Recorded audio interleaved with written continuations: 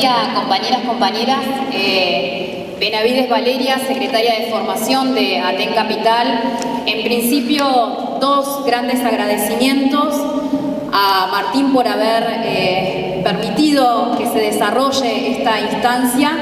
Es algo que venimos trabajando desde hace más de un año, ¿sí?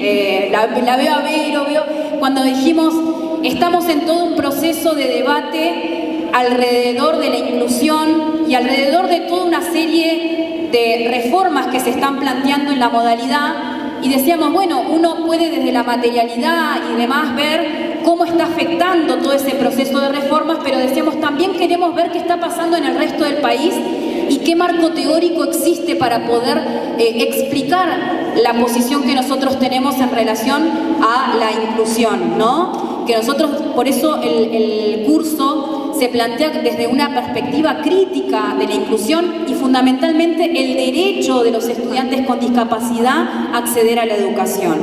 En ese sentido, agradecer a los compañeros del IFED4, a Seba, a Jime, que la verdad se han dispuesto a poder trabajar de conjunto esta propuesta que tiene el aval del instituto, que lo queremos aclarar, porque ha sido bastante complejo.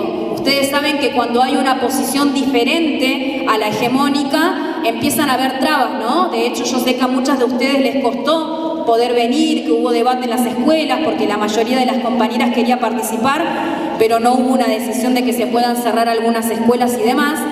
Pero acá estamos y estamos muy contentos de poder desarrollar esta instancia, de poder debatir cuáles son las implicancias de la 924, de los lineamientos para inclusión y la posición que tenemos como directiva de Capital y que un poco viene también a plantear Martín.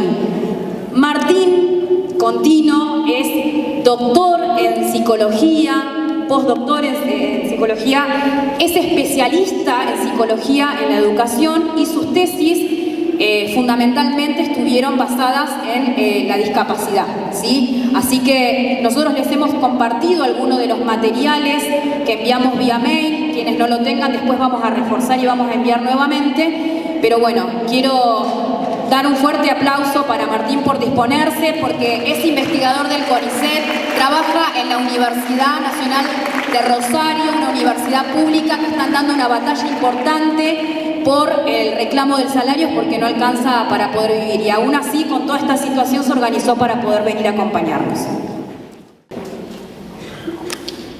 Bueno, buen día, gente. Muchas gracias a ATE de acá de Neuquén por la invitación. Muchas gracias a todos ustedes, a todas ustedes por también tomarse el tiempo y el trabajo de acercarse. Esto hay que... Sí. Acá, sí. Y sobre todo, gracias a Valeria, porque es verdad, como ya decía, hace un año que estábamos tratando de coordinar esto y sobre todo por complicaciones mías se fue postergando un poco, pero al final lo pudimos concretar. Así que vamos a trabajar de esta manera, si les parece. Ahora a la mañana vamos a hacer un recorrido en donde vamos a situar lo que podríamos llamar una cartografía de la educación inclusiva. Vamos a tratar de incorporar algunos conceptos para convertirlos en herramientas y ver si de esa manera podemos llegar a pensar todo esto que está aconteciendo en estos momentos con algunas herramientas conceptuales que nos permitan pensar algo diferente y producir algo que sería lo más valioso, ¿sí? Así que vamos a tratar de trabajar algunos conceptos. No van a ser muchos, pero vamos a tratar de usarlos para pensar lo que está pasando. Uno de esos conceptos es el de cartografía. Ese es el que vamos a trabajar ahora a la mañana. A la tarde vamos a trabajar con otro concepto, el concepto de agenciamiento. Así que ahí a la tarde vamos a tener una dinámica un poquito diferente. Para hablar de la cartografía de la educación inclusiva, vamos a hacer un pequeño recorrido por lo que ha estado circulando ya, que es esa resolución 924 de este año, de hace unos meses, que probablemente algunos de ustedes ya hayan leído o al menos hayan visto, aunque sea por arriba. Vamos a situar ahí algunas cosas de las que ahí figuran. ¿Se escucha bien? ¿Está todo bien? ¿Avanzamos? Por el tema acá de la presentación, es más que nada para apoyarme y para que ustedes cualquier cosa vayan teniendo alguna referencia, pero todo lo que ahí dice yo lo voy a ir leyendo o lo voy a ir aclarando, así que quienes no lleguen a verlo no se hagan problema que lo vamos a ir mencionando. Bueno, fíjense una de las cosas que dice la resolución 924 en sus planteos iniciales. Menciona que la educación inclusiva es un derecho humano y que es necesario deconstruir aquello que nos interpela: la exclusión, segregación, discriminación. Es ahí cuando la práctica docente apela a sus propios saberes y puede reflexionar sobre ella misma. Me pareció interesante esa frase porque parece que tiene algo que ver con lo que estamos haciendo acá. Apelar a los propios saberes y reflexionar sobre la propia práctica docente. Habrá que ver también después a dónde nos lleva esa reflexión, ¿sí? Así que vamos a abrir un poquito todo eso. Los documentos de la 924 son varios, algunos son extensos. Me interesa nada más situar algunos puntos que son tal vez algunos de los más controvertidos y en función de eso después seguimos avanzando. Uno de esos puntos es el de la corresponsabilidad. Ahí en el documento se menciona que se propone superar esta idea de la diferenciación de roles y funciones de cada actor participante en el acompañamiento de las trayectorias escolares. ¿Sí? Fíjense, ¿no? Superar la diferencia de roles y funciones, como si la diferencia de roles y funciones fuera algo a superar, casualmente, ¿no? Eso aparentemente llevaría para el lado de la corresponsabilidad. Que todos sean responsables de todos. Que todos sean responsables de todo. Otro de los elementos que aparece ahí es el PPI, el Proyecto Pedagógico para la Inclusión. Ahí se menciona que el PPI no es algo obligatorio ni que depende en todos los casos de que haya un certificado único de discapacidad, sino que se va a elaborar en función de aquellas situaciones de aprendizaje que requieran de estrategias, ajustes y o apoyos para garantizar la accesibilidad didáctica y metodológica de los estudiantes. ¿Sí? Entonces, puede haber o puede no haber, puede estar en relación a un CUT o no, y no necesariamente debería incluir ahí un diagnóstico, ¿sí? Debería ser una herramienta para garantizar la accesibilidad. Otro punto es el de la figura del maestro o maestra de apoyo para la inclusión, denominado por su sigla MAI, que también aclara que puede estar en el aula conformando una pareja pedagógica en conjunto con el docente o la docente del aula, o bien puede no estar, y en ese caso brinda asesoramiento y orientación para que los docentes puedan desenvolverse del modo más accesible posible, ¿sí? Eso también parece ser un punto controvertido porque sabemos, esto es algo que no es exclusivo de Neuquén, esto es algo que se lo puede ver en cualquier provincia, las dificultades para que las escuelas especiales puedan llegar a acompañar todas las trayectorias de los estudiantes que requieren alguna participación de esta instancia, y muchas veces entonces las complicaciones que se generan en las escuelas comunes cuando no hay personal para acompañar todo eso, y cuando las obras sociales, las prepagas o las familias no pueden tomar a su cargo tampoco esa función. Y después, por supuesto, se habla de configuraciones de apoyos específicos, ajustes razonables, etc., ¿no? Toda una serie de conceptos que, si nos ponemos a ver la Convención sobre los Derechos de las Personas con Discapacidad de la ONU del 2006, los vamos a encontrar. Vienen de ahí, son conceptos que podríamos decir son políticamente correctos y esperables en cualquier documento que refiera a políticas públicas. ¿Cómo llegamos a esta resolución, a la resolución 924? Bueno, yo voy a hacer una pequeña mención. Ustedes saben mucho más que yo de todo esto, tal vez mucha gente acá lo ha vivido incluso, pero como para situar algunos puntos nada más y que tengamos ese suelo común. ¿Cómo llegamos hasta acá?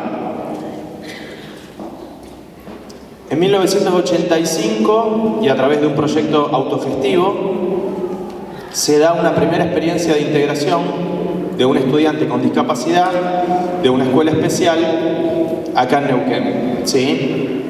1985, la Ley de Protección Integral para la Persona Discapacitada, la ley provincial.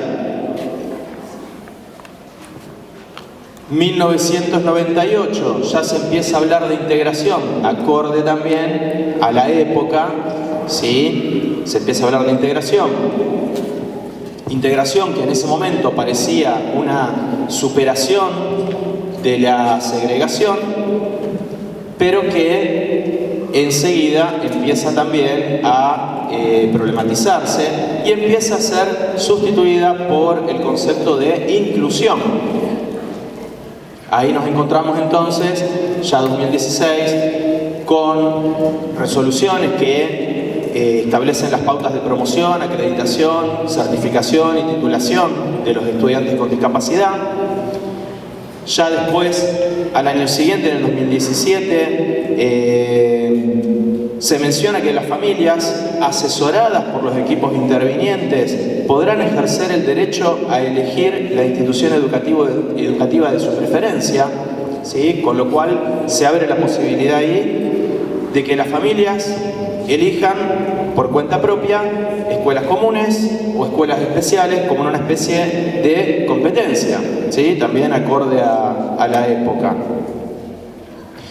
Y por último, ya el año pasado, que esto lo estuvimos trabajando bastante con Valeria, aparecen los lineamientos generales para el acompañamiento de las trayectorias escolares de estudiantes con discapacidad, que es lo que termina derivando en la resolución 924, ¿sí? Entonces vamos viendo ahí todo un recorrido que supuestamente va de la exclusión a la segregación, de la segregación a la integración, de la integración a la inclusión y actualmente de la inclusión a algo que tal vez una especie de fusión de la escuela común y de la escuela especial, ¿sí?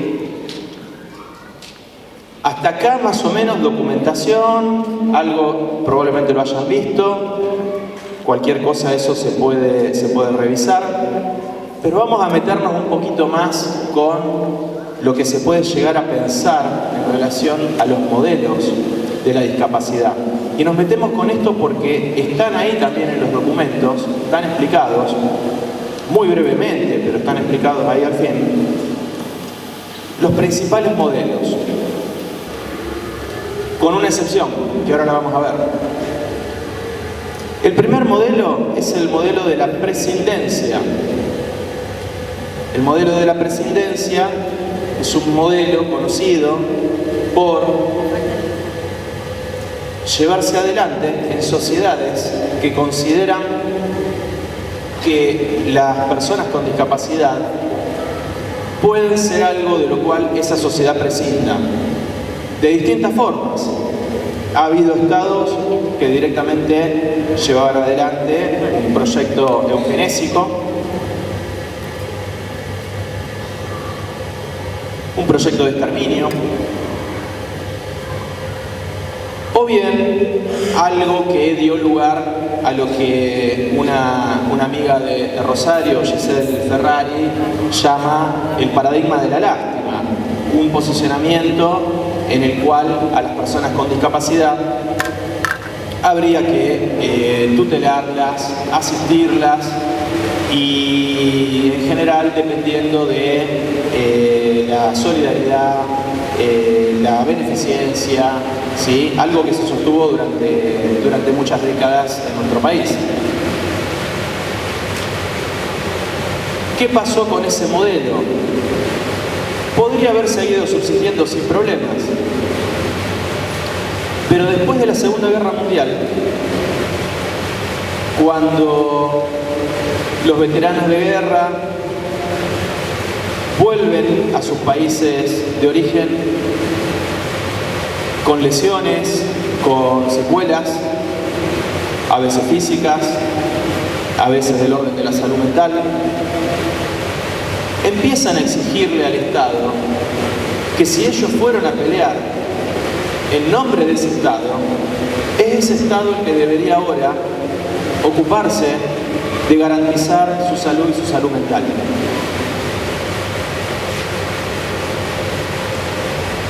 Esos colectivos empezaron a organizarse de forma autogestionada. Esos colectivos son los que empezaron a utilizar la palabra que traducida al castellano es discapacidad. En ese momento surge, después de la Segunda Guerra Mundial, con sectores de la población que empiezan a exigirle al Estado que se haga cargo de las consecuencias de las decisiones que en su momento tomó para poder, en este caso, rehabilitar a las personas que han sufrido ese tipo de secuelas. Eso dio origen a lo que posteriormente se conoció como el modelo rehabilitador.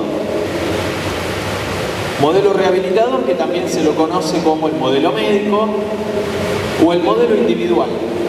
¿Por qué? Porque la discapacidad, en este caso, es concebida como una característica personal. Las personas lo tienen o no lo tienen. La discapacidad es algo que se posee y el cuerpo es el lugar en donde la discapacidad se confirma.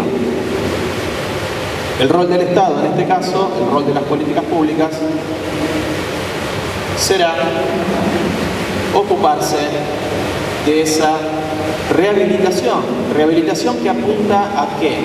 Apunta a una normalización, apunta a tratar de acercar a esas personas lo máximo posible al modelo de normalidad.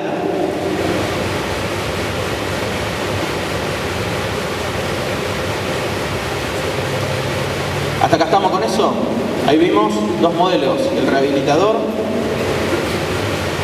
mediados del siglo XX, y el de la prescindencia, que lo podemos rastrear hasta la antigüedad, ¿sí? Las historias de la antigua Grecia, de la polis de Esparta,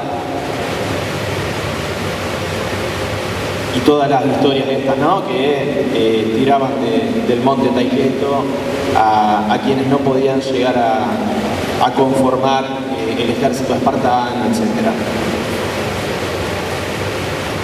¿Qué pasa posteriormente del modelo rehabilitador?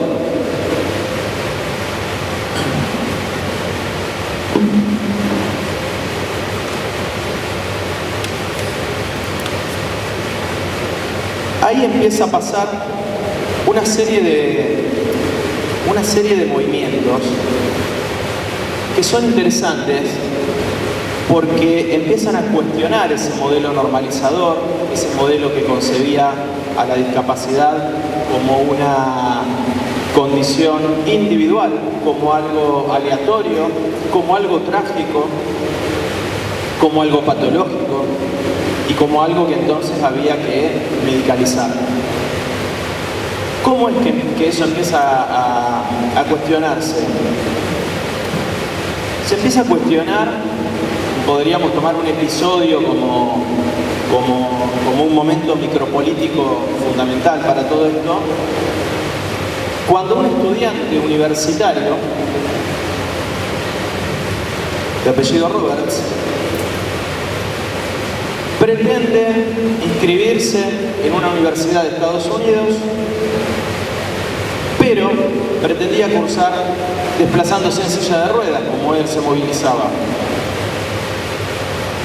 Tuvo que recurrir a instancias judiciales para que le permitan la inscripción, porque no lo habilitaban.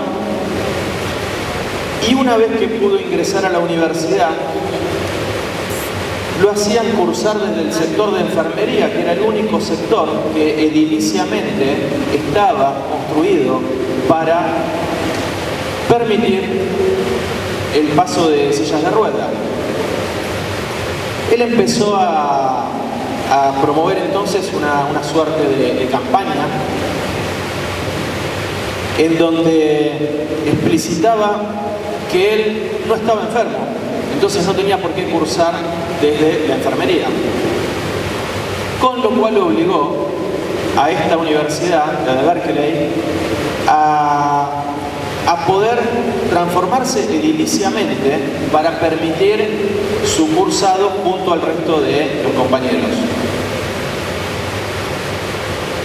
Esto llevó a que mucha otra gente empiece también a solicitar su ingreso a la universidad desde la discapacidad. Esto dio origen a distintos movimientos como el que se llamó UPIAS, por sus siglas ahí en inglés, dio origen al movimiento de vida independiente, y en Inglaterra dio origen al modelo social de la discapacidad. El modelo social que lo podemos situar a partir de la década del 70, principalmente de la década del 80, de la Universidad de Leeds, en Inglaterra, y que fue uno de los modelos que permitió las mayores transformaciones en el territorio de la discapacidad.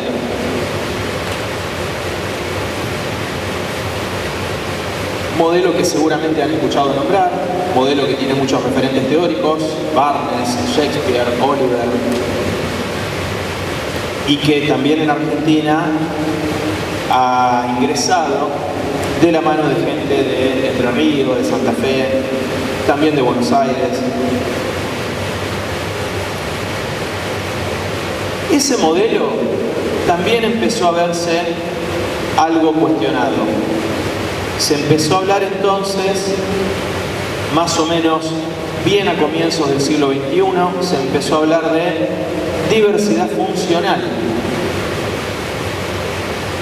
También se empezó a hablar de neurodivergencias, pero sobre todo, y lo que más me interesaba situar, la omisión de esta resolución 924, la omisión del modelo que se llama el modelo CRIP. El modelo CRIP. El modelo CRIP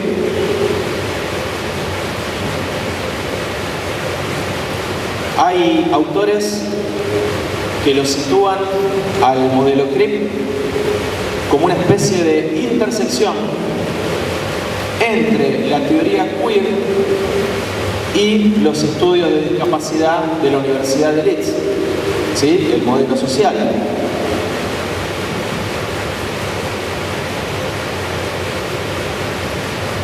¿Qué caracteriza a la teoría CRIP que lo diferencia del modelo social? Dicen otros autores, Toboso y Guzmán, la teoría CRIP constituye un sistema de transgresión, de provocación de los discursos y normas capacitistas fundadas en la naturalización y obligatoriedad del cuerpo normativo. La teoría CRIP ha promovido y ha consolidado bastante la utilización de este concepto de capacitismo, probablemente lo hayan escuchado hablar, capacitismo, ¿sí? Como todo intento de darle prioridad y tal vez hegemonía al modelo ya no de la normalidad, sino de la capacidad y del hecho de llevar a las personas con discapacidad a que aspiren a incluirse en ese modelo. Por eso la teoría CRIP evidencia estos condicionamientos sociales y culturales que se imponen a los cuerpos a través del concepto de capacidad corporal obligatoria. Parecería que todos los cuerpos deberían dirigirse hacia ese punto de capacidad corporal obligatoria. La teoría CRIP se caracteriza también por ser bastante disruptiva, bastante visible. Es gente que si se encuentra con una esquina en donde no hay una rampa construida para permitir, por ejemplo, la movilidad de una silla de ruedas, agarra el cordón a mazazos para construirla autónomamente, digamos, ¿sí? Es gente que no tiene problema en encadenarse con su silla de ruedas, por ejemplo, a donde sea para reclamar los derechos correspondientes. En este sentido, el modelo CRIP es uno de los modelos más politizados, más críticos, más disruptivos de los que hay en el territorio de la discapacidad. Así como el modelo queer o la teoría queer lo hay en otros territorios, ¿sí?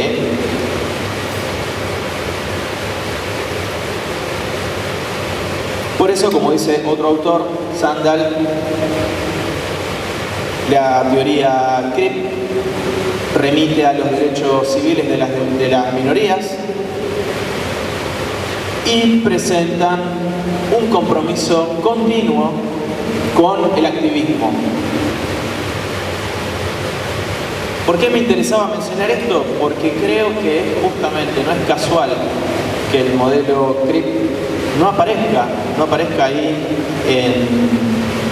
en las resoluciones y sí aparezcan los conceptos políticamente correctos que cualquiera que lea más o menos por arriba esperaría encontrar en documentos que remiten a la educación inclusiva. Haciendo este recorrido, podríamos entonces situar algunos puntos principales de esta cartografía de la educación inclusiva.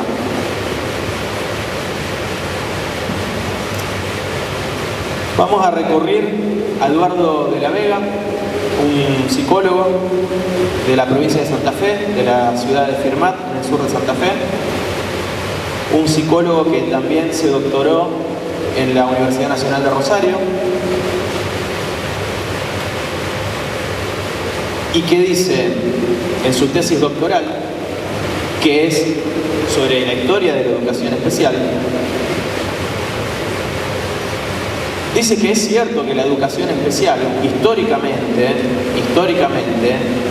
se ha presentado como un lugar de exclusión y segregación, pero que también con el transcurso de los años se fue dando una productividad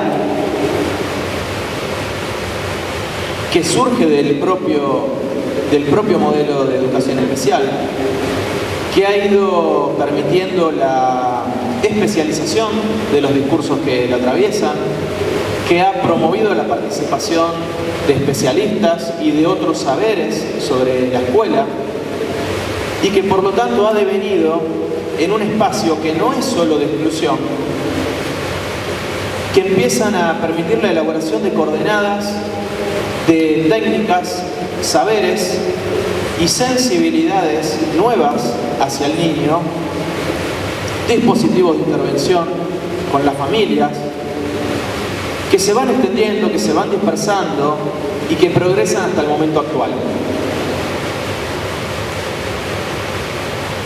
Con lo cual, ahí De la Vega habla de una potencia propia de la instancia de la educación especial que difícilmente podría provenir de la educación común, porque la educación común se ha dedicado a otras cosas y ha tenido otros problemas, no estos.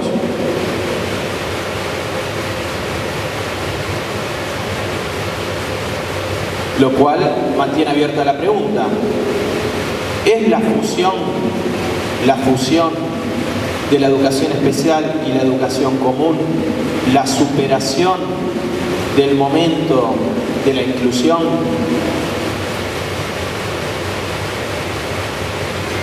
Otro concepto que aparece, otro punto de referencia en esta cartografía es el de barreras. Barreras, que es un concepto que también proviene de la Convención sobre los Derechos de las Personas con Discapacidad.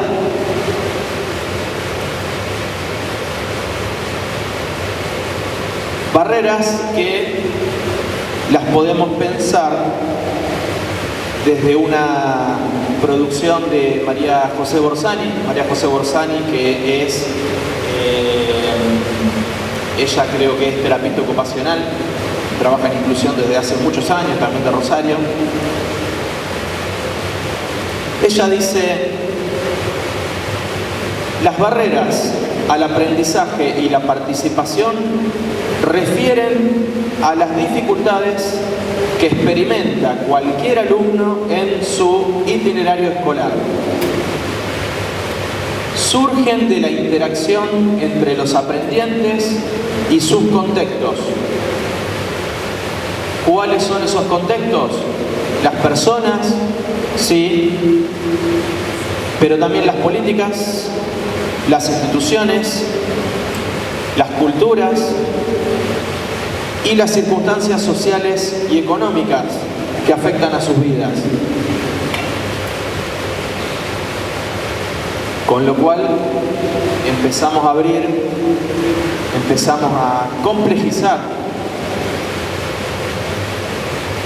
las condiciones que harían posible la inclusión en educación. No es solo, como decía el modelo rehabilitador, las características individuales de una persona. Tampoco es solo la formación docente. Tampoco las barreras pueden ser solamente la existencia de modalidades diferentes. Acá, como plantea Borzani, deberíamos incluir también las políticas, las instituciones, las culturas, lo socioeconómico.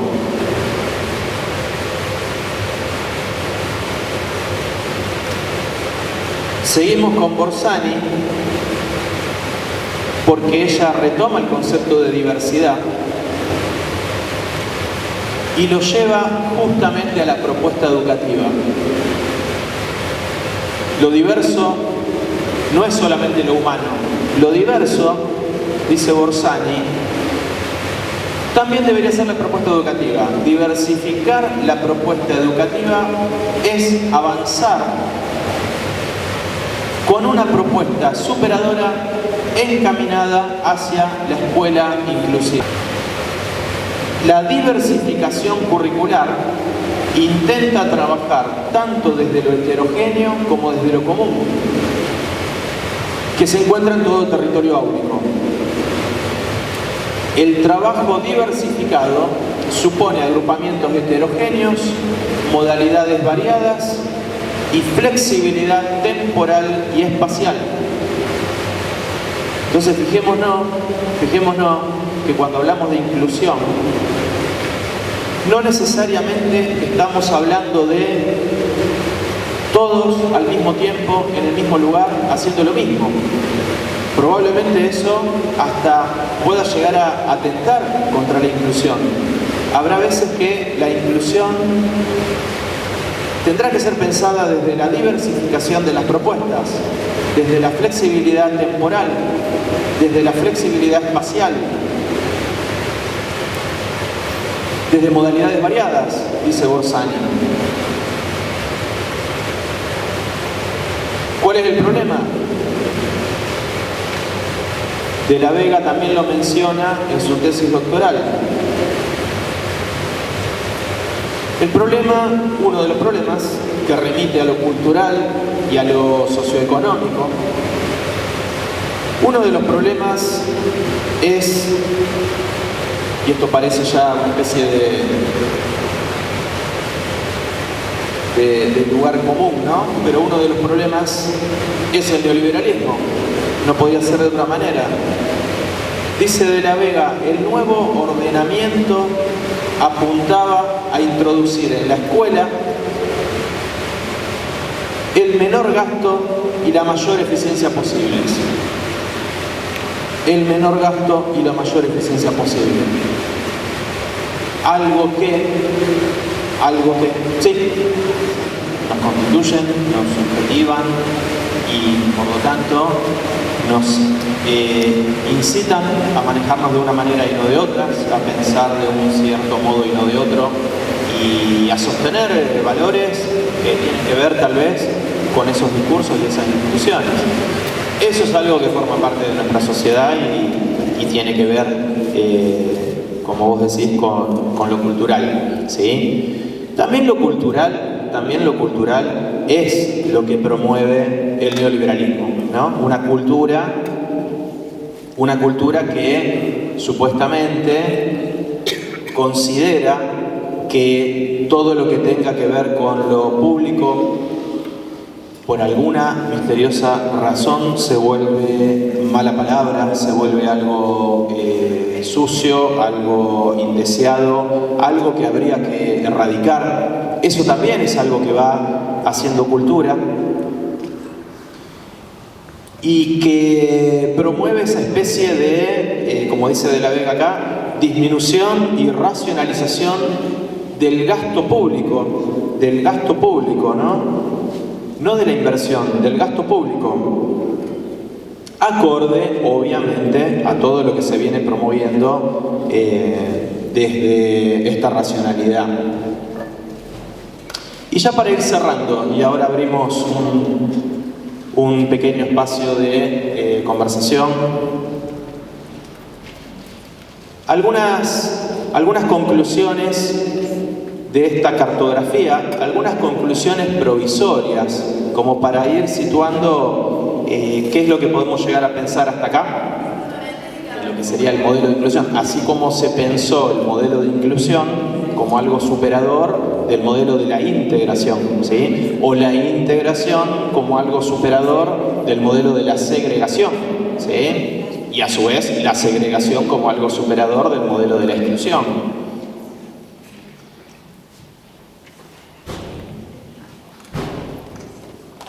Vamos a recuperar un concepto que lo menciona María José Borsani, pero que también lo ha trabajado mucho Eduardo de la Vega, el concepto de educabilidad. Educabilidad, dice Borsani, es un concepto amplio que no necesariamente se restringe a la figura de la capacidad de aprender de un individuo, sino que se vincula también con los modos de enseñar, con los dispositivos y prácticas de enseñanza, con los condicionantes escolares. Con lo cual, de nuevo, al concepto de educabilidad lo podemos complejizar, lo podemos, si se quiere, desindividualizar. La cuestión no es qué individuos son educables. Tampoco la cuestión es cuál es el espacio en donde se podría producir esa educabilidad. Sino que la educabilidad nos llevaría a la pregunta por los dispositivos, las prácticas de enseñanza, los modos de enseñar y de aprender, y los condicionantes escolares. Condicionantes que, de nuevo, no pueden ser solamente individuales, psicológicos o biológicos o lo que sea.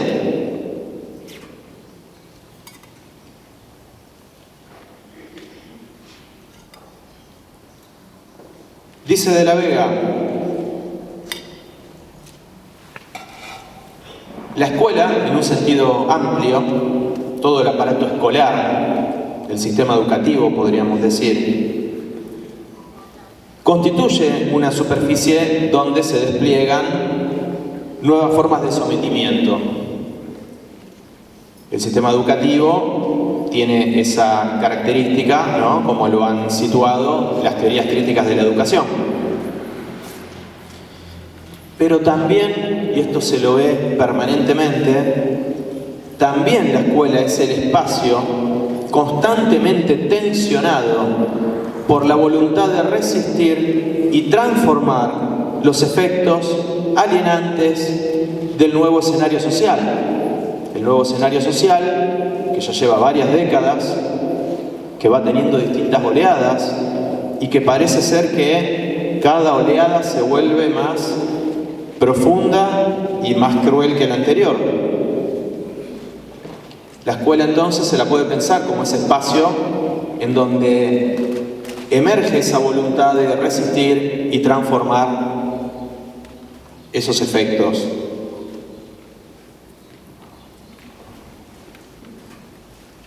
Volvemos a María José Borsani. Ella dice: la inclusión educativa no implica, bajo ningún aspecto, la adaptación pasiva del aprendiz a las modalidades y o pretensiones de los otros o de la institución, exigiéndole que cambie forzadamente lo que no se puede modificar. Eso no puede ser inclusión educativa. Inclusión educativa no puede ser adaptación, inclusión educativa no puede ser forzamiento. Entonces, dice María José Borsani, se trata de la construcción de una instancia posible de sujeción subjetiva dentro de la institución escolar, no de adiestramiento coercitivo, normalización o sumisión. Entonces, de nuevo, ahí tenemos esa pregunta. ¿Cuál sería la construcción de esa instancia posible? Y ahí recurrimos a otros autores. También son de Rosario, un poco tendenciosa la elección de autores, y además son amigos, entonces hay una cuestión afectiva de por medio. Vamos a recurrir a Horacio Belhich, a Alejandra Martinelli y a Ana Sáuez. Ellos en el año 2010 publicaron un informe convocado por la provincia de Santa Fe, por el Ministerio de Educación, en donde les encargaron analizar el estado de la educación especial en la provincia. Y una de las conclusiones a las que llegan es la siguiente. Y acá nos vamos a ir metiendo con algunas ideas que van a quedar también abiertas para que las retomemos a la tarde, Pero fíjense las ideas a las que llegan. La escuela inclusiva no tiene exclusividad física. La escuela inclusiva no pertenece a la escuela común o a la escuela especial. Tampoco a una negociación de significados donde una instancia imita un funcionamiento o se modifica más o menos como la otra. ¿Sí? No hay una cuestión de imitación, de copia o incluso de negociación. La escuela inclusiva no es. La escuela inclusiva no emerge, sino que deviene como una composición entre escuela especial y escuela común. Por lo tanto, la escuela inclusiva es una instancia donde coexisten multiplicidades de modelos, de modalidades, de edificios, de sujetos, de prácticas. Acá nos vamos metiendo entonces con algunas ideas que tienen que ver con pensar a la escuela inclusiva no como algo que debería emerger o constituirse a la manera de un ser en alguna modalidad o en algún edificio en particular, ¿no? La escuela inclusiva entonces como un entre, como lo que acontece entre otras instancias. Para jugar un poco y confrontar las ideas, podríamos decir que habría dos líneas que están bastante en guerra porque se hace difícil que coexistan y una va a buscar desplazar a la otra. Una de esas líneas es la que viene promovida por una racionalidad neoliberal, una racionalidad que no es meramente una teoría económica, una racionalidad que promueve modos de subjetivación, una racionalidad que incita a una cultura neoliberal con todo lo que eso implica y que es capaz de disfrazarse con los ropajes del modelo social, pero casualmente un modelo social despolitizado, un modelo social acrítico, y que podría buscar esa fusión entre la escuela común y la escuela especial. ¿En pos de qué? En pos de la bandera de la inclusión. Siempre que entendamos a la inclusión como esta instancia en donde sucede todo al mismo tiempo, todo en el mismo lugar, todo de la misma forma, todo para las mismas personas, como si eso fuera la inclusión.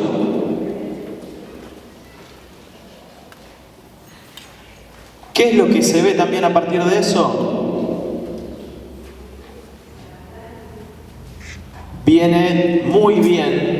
Le viene muy bien al neoliberalismo un Estado que pueda llegar a desmantelar lo máximo posible de todo lo que ha sido históricamente terreno propio, como por ejemplo las políticas tendientes a la educación, a la inclusión. Le viene muy bien actualizar lo que Barnes, este autor del modelo social, ha denominado como el negocio de la discapacidad. Negocio de la discapacidad que surge justamente a partir de ese modelo rehabilitador, ese modelo que necesita situar a la discapacidad en el cuerpo de cada individuo para poder rehabilitarlo y acercarlo a la máxima normalidad o capacidad posible. Le viene muy bien a lo que Indiana Vallejos, una trabajadora social de la ciudad de Santa Fe, menciona como la industria de la rehabilitación. Y le viene muy bien a lo que Foucault ha llamado en el poder psiquiátrico el beneficio económico de la irregularidad. ¿Qué se puede hacer entonces con todo un sector poblacional que espontáneamente no se sitúa como consumidor? Se lo convierte en un objeto de consumo.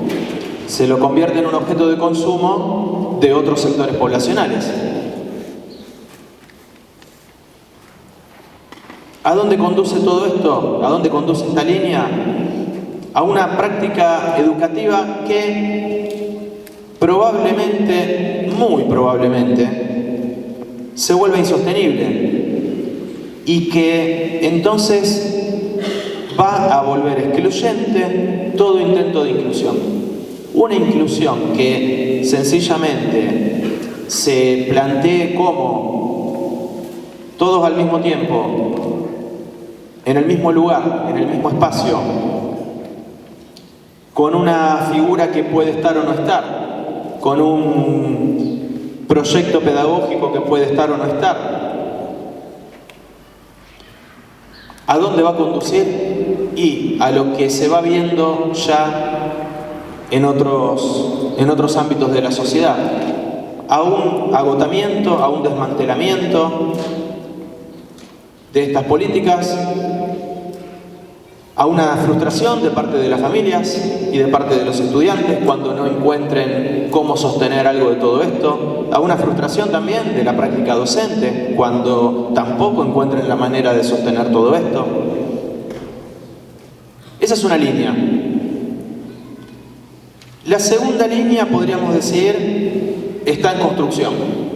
Está en construcción porque se orienta a defender esa sensibilidad ante las diversidades, que busca promover la autonomía y la interdependencia, como dice la gente del modelo social,